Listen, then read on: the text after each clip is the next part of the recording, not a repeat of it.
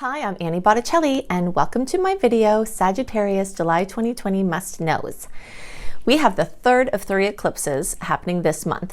The new eclipse cycle has awakened the energies of Sagittarius and Gemini, so by now you will be very likely feeling that happening. And that is going to be a very exciting, life-changing period of time running from the rest of 2020 into 2021. So that has been activated. In July, we've got the waning of the Venus Retrograde and Mercury Retrograde energies, and a little time where there's bubbling up and moving forward before the Mars Retrograde energies start to get strong and set in. Okay, so we're going to talk about the dates that you can finally do a whole bunch of things that you've been wanting to do, but maybe it wasn't the best time because of the retrogrades. I'm going to show you on the charts what areas of life are likely to be most affected for you. All right, so let's just get right into it. The first thing that I want to talk about is going to be true for all Sagittarius. So just assume that I'm speaking to everyone in the Sagittarius spectrum unless I otherwise divide you out into early, middle, or late. And when it's time to do that, if you're November born, basically, or 0 to 9 degrees, my videos are also for your moon in Sag and rising in Sag. Okay, so if you have sun, moon, rising, Sag placement, this horoscope is for you. Okay, so early Sages are basically November born or 0 to 9 degrees, middle Sages around December 1st through 10th or 10 to 19 degrees, and late Sages around December 11th through the rest of the sign or 20 to 29 degrees. And I am a late Sag with you all here. Okay, you will see shortly why I differentiate out here, because it can make a difference with the placements that are occurring. So the first thing that we have to know about this period of time, and this happens every year, is that there's this grouping of energy in Cancer, okay?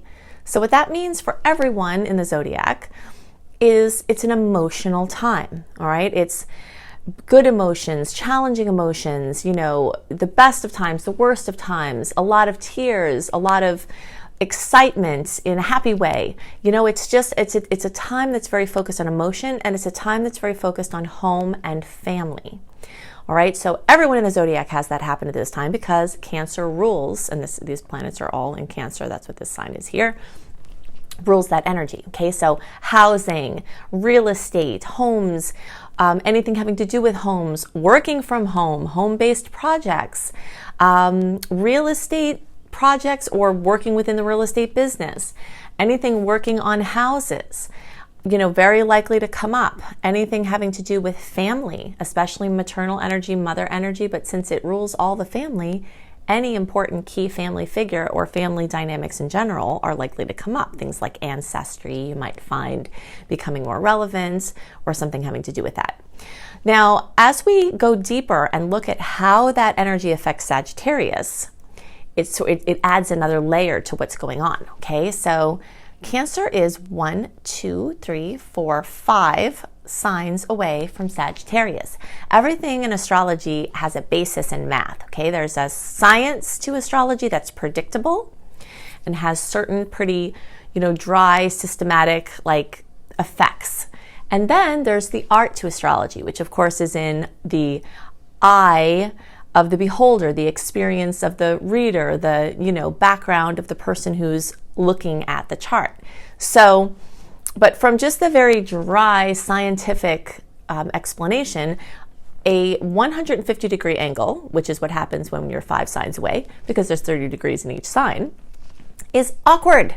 Okay, so what that means, and you will notice this if you pay attention, every year when the planets start getting into Cancer, Sagittarius energies will have that awkwardness. And it doesn't mean it can't be good. It doesn't mean it's, you know, good or bad per se. And I'm hoping to help reframe people asking the question, is this going to be good or is this going to be bad? Because life is so much lived in the gray area that's not just black or white. And, you know, this is awkward. All right, and the reason why it's awkward is because Sagittarius energy loves movement, loves ideas, loves information, you know, and loves thinking and planning and dreaming and going places and doing things. And it's very difficult for them to sit still or to think still. And Sages are very well versed in talking about emotions and very well versed at listening to other people's emotions and, can understand that language. However, the feeling of the emotions is something that Sages have a little bit of a harder time with. Usually it gets sublimated into a spiritual ideal, or it gets worked out through action. Like, I don't feel very good, so therefore I'm going to go walk. I don't feel very good, so therefore I'm going to work on this project, or something like that, right? So like once this feeling energy comes in, it's just in a discordant angle for us. So what that means is that if you try to avoid feeling, you're not going to be able to do that. And so the more you can just kind of know that you're going to just sit, okay, this is how I feel, I'm sitting with it, it's going to be easier for you than trying to avoid it, because then it gets louder and louder and louder and louder, all right? But again, that doesn't have to be a bad thing. It's just like, it's almost like, maybe your car is doing something and it sounds terrible and then it keeps sounding worse. And then you finally go to get it checked out and it was something super simple. And the stress and drama that you had worrying about the car, is it going to be expensive? I don't want to deal with it. I'm going to avoid it. I'm not going to, whatever. I'm really stressed about this noise. And then you go to deal with it and it's fine. It wasn't even a big deal. Your worry about it was more than the actual thing. And that's a very big lesson for Sages to work with, is that a few minutes of presence with something, of feeling it, can save you your body, ailments, physical issues can save you so much trouble and save you so much pain. All right, so that's like the plus side. And the way that I like to look at this, being a Sag myself, is, okay, when I see the planets are going to be doing that, I know that I'm not going to schedule a bunch of my prolific projects, right? I'm going to leave room for the things that inevitably will come up. And that's what I'm suggesting to you all, is to just kind of leave a little space. And that's not going to be as hard to do, because Jupiter is in retrograde still. And that's our ruler. And when Jupiter is in retrograde, naturally our prolific expression tends to wind down a little bit and get a little bit more internal.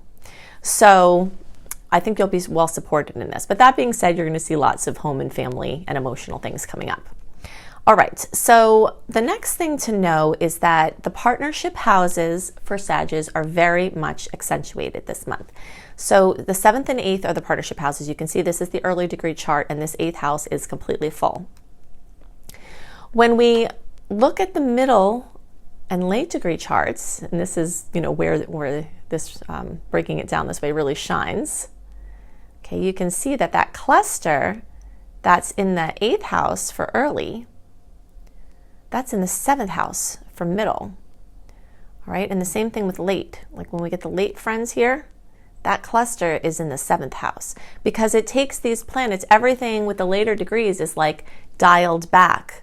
So if you've got like a dial full of, planets, right?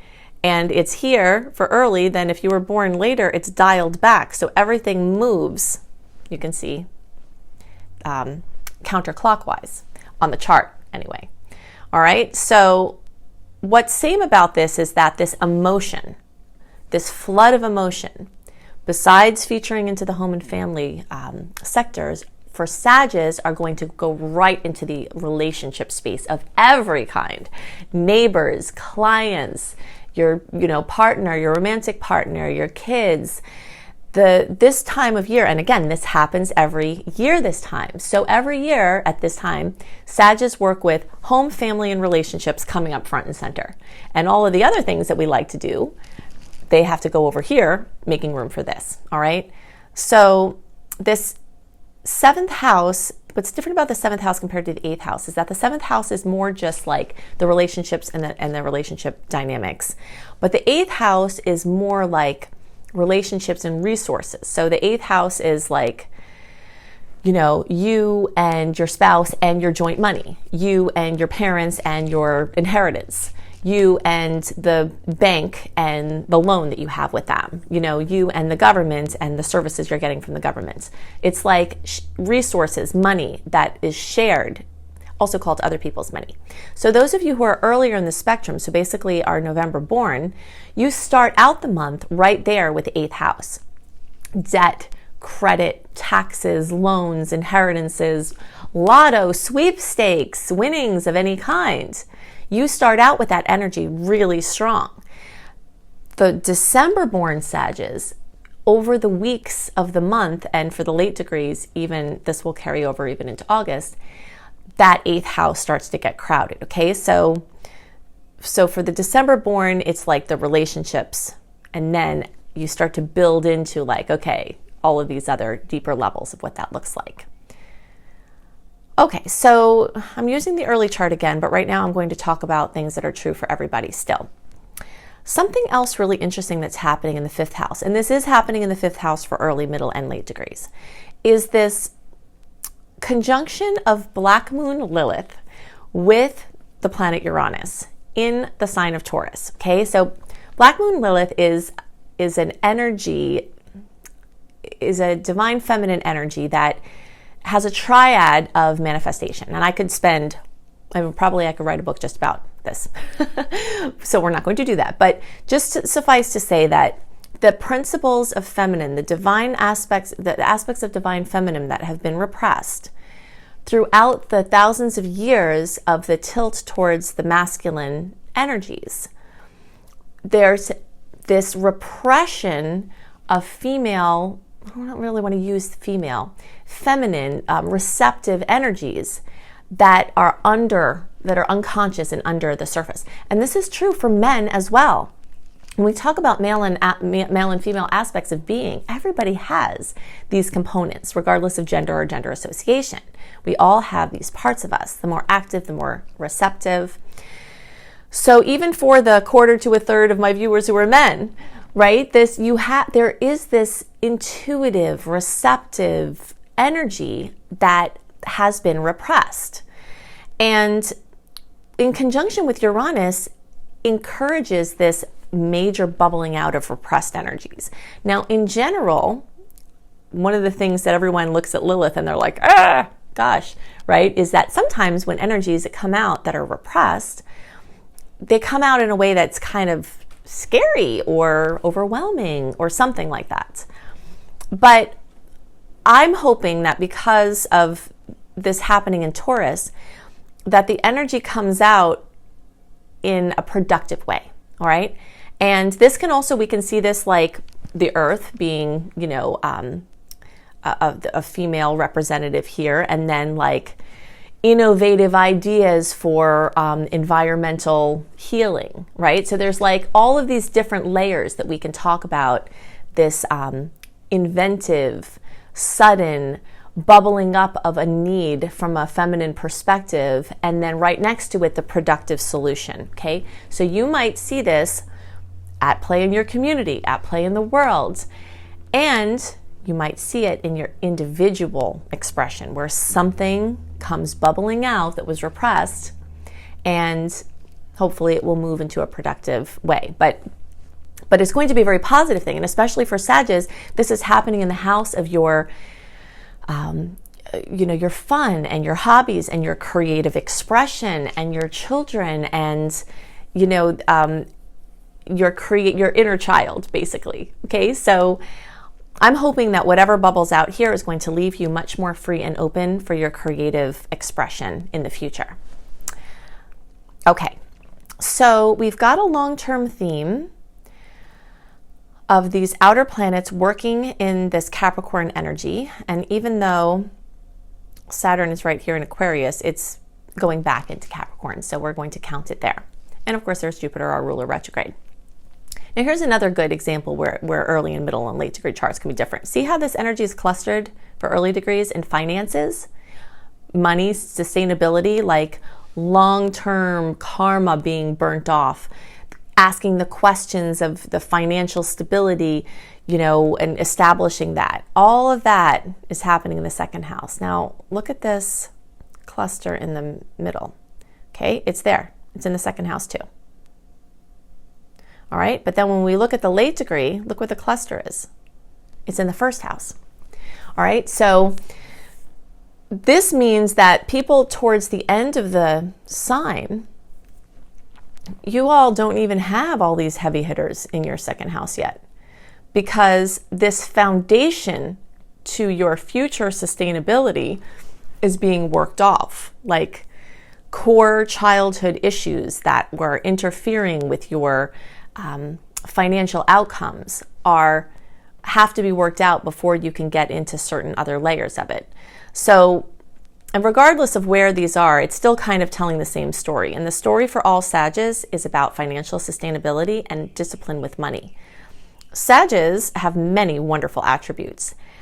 And unless you have some strong earth or other placements to offset it, Sages, even when they make money, they spend money, right? They spend freely. They spend on helping people. They spend on vacations and traveling and, other things that help them to have the mobility and the expression that they want. And they also, Sages have Sagittarian luck a lot of times, right? So, you pull the money in at the last minute when you actually I need all this money right now. Oh, there it is, right? So there's this a beautiful flow with money. And sometimes that tendency can also leave people with strong Sagittarius placements with these booms and busts, where it's up and down, in the money, no money, in the money, no money.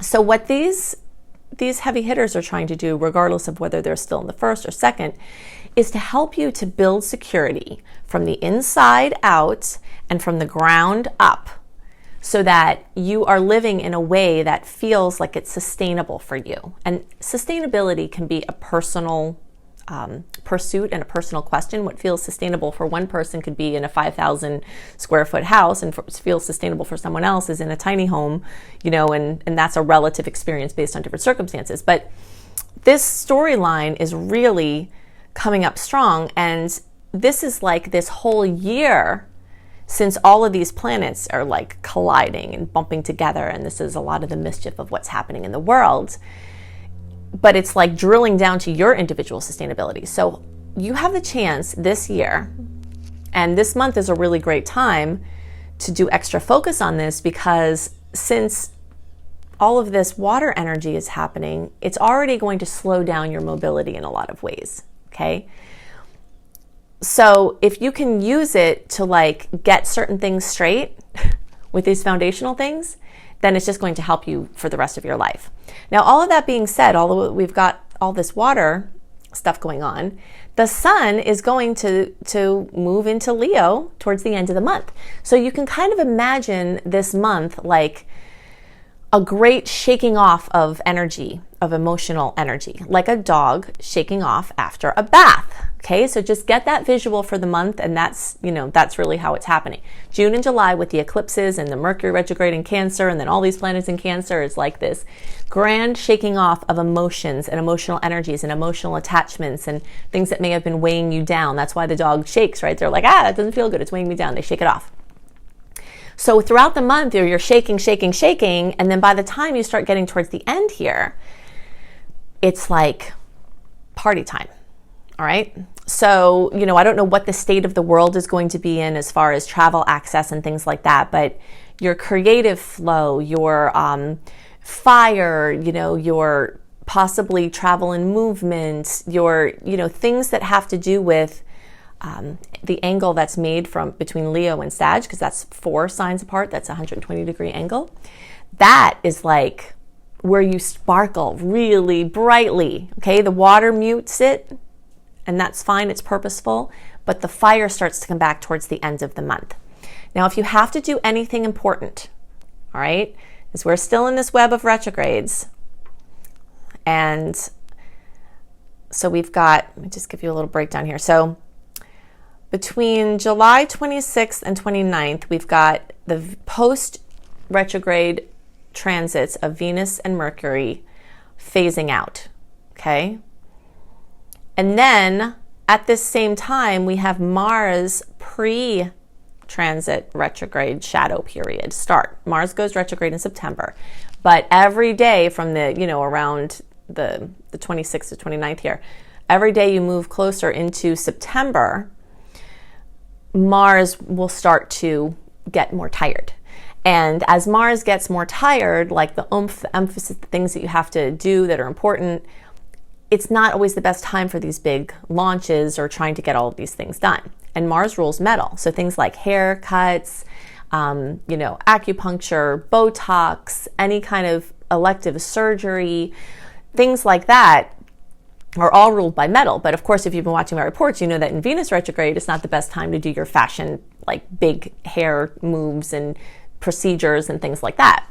So if you have to do anything like that, plus moves, big decisions, breakups, beginnings of relationships, official commitments, agreements, legal things, everything important, this is my window that I love. July 22nd through 28th. I mean, the energy starts to clear around July 20th, but we've got a little bit of diciness the 20th and the 21st. So around the 22nd through the 28th is like this magical window where there's barely any Venus Mercury retrograde stuff, okay? And it's just so early into the Mars retro that it's not, you can't even really feel it. And so this is the magic time. We have about the same amount of easy transits as we do challenging transits in July. And a lot of them, the nice ones, are concentrated here without the salty ones. So like all before this time, it's like sweet, salty, sweet, salty, sweet, salty. You don't kind of get like a break where you're not having one sweet thing be influenced by one salty thing. And then the same after like the 29th and on. And even through August, this is true. So this is your magic time. You've got to schedule your procedures, your surgeries. Now, of course, surgeries are more complicated and everything's more complicated. But from the general standpoint of the stars having freedom, this time is as free as you're going to find, unencumbered by a lot of negative transits that could be negative transits. And also it's like this bubbling up of emphasis. Mars is going to be going into Aries this month. This is fantastic for Sagittarius as well, because it makes that trine to your placements, that easy, I call it now the personal chef aspect, okay, where like things just show up in front of you and you're like, oh, yummy, I can eat that. So Mars in Aries, just use the middle degree chart, but I'm talking about everybody. Mars in Aries, making this beautiful trine is going to really activate things for Sag in a wonderful way. And Mars is going to spend from now until the beginning of 2021 in Aries. So this whole time, it's like an Aries-Mars Sag festival. So I'm really excited about Mars retrograde for us.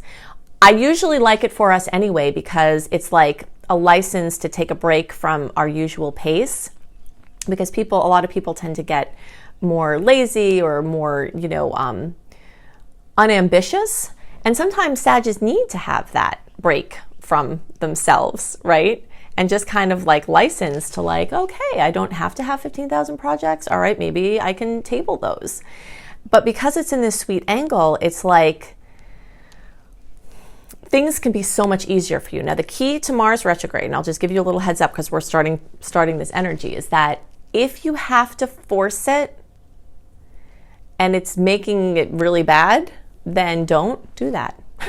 That's basically but Sagittarius aren't that great at that, right? Sagittarius are like, okay, we want it done. All right, we're just going to keep putting the fire until we do it. And that's not always an easy thing. But if you can kind of take your feet off the gas a little bit, then that's going to be really nice. I'm very excited about it. It's a really great time for vacations and staycations, if, depending on what we're allowed to do in the world. But it's really beautiful energy. So because of that, though, with every day we move into September, like the motivations may die down. So that July 22nd through 28th kind of time frame, you'll have Mars and Aries bringing impetus. You'll have the clearing up of the retrogrades. You have past the eclipses. The Mars retrograde isn't that active yet. So it's kind of like this window where you've got impetus and you have clarity and you have good free stars that you can push some things through.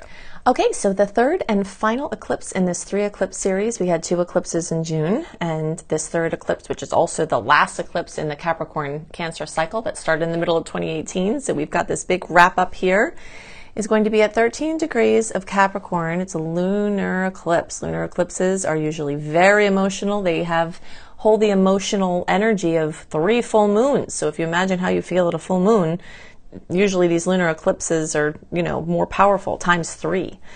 So 13 degrees of Capricorn. We'll go, let's see, about there. Okay, so basically the second house for early degree placements. We'll talk about what this means in a second. Middle degree placements, it's on the line there, so first or second house. And late degree placements, that's going to be pretty clearly in the first house, okay? So I'm going to give you a couple of tidbits here, but I'm going to give you resources of where you can look for more. So for all Sages, look for my video, Eclipses in Capricorn. Now you can find this by searching for Annie Botticelli YouTube. It's on my homepage.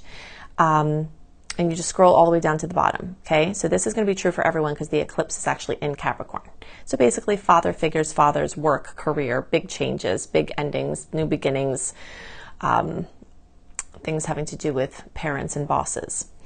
All right, so then the early degree placements, you've got the second house. So early and middle, you have this second house energy. This is basically money, sources of income, how you use your money, your budgeting, sustainability projects, anything having to do with the second house. And I go into a lot of detail in my video called Eclipses in Taurus or second house. All right, so look that up and I will explain to you everything that I've seen manifest for these eclipses. And then for the middle and late degree, that's first house.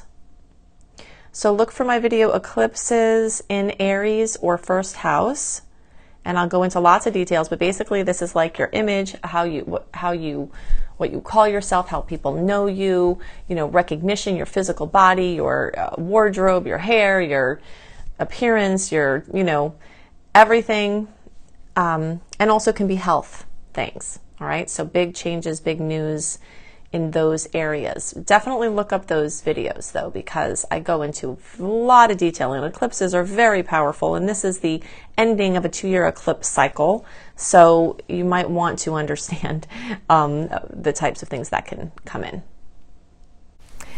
Okay, so if you would like to have more information, you can definitely sign up for my free email newsletter at anniehelpsyou.com, where you will get a write-up 1 month early delivered into your inbox of all of the aspects of note, what you can expect from them, and just a general write-up of the month of, the kind of energies and the sweet dates and the salty dates. Plus, you get my virtual coaching program called Shine. It's a 28-day virtual coaching program for free. So that happens at anniehelpsyou.com when you sign up for my newsletter. You can also see all my blogs there. If you want written horoscopes by me 1 month early, you can go to cozybysweetstarlight.com, and you'll see all kinds of other Astrology Kissed blogs and other blogs at that site for healthy living. All of the links I'm giving you are also in the notes when you click on the arrow underneath the video. If you love how I teach and you want to learn either to be a professional astrologer or use it as part of your professional offerings, or just because you love astrology and it's fun for you, then you can go to my school, Luminous Life Multiversity, at lumelife.com, L-U-M-E life.com, and you will see my Becoming a Professional Astrologer Mastery course.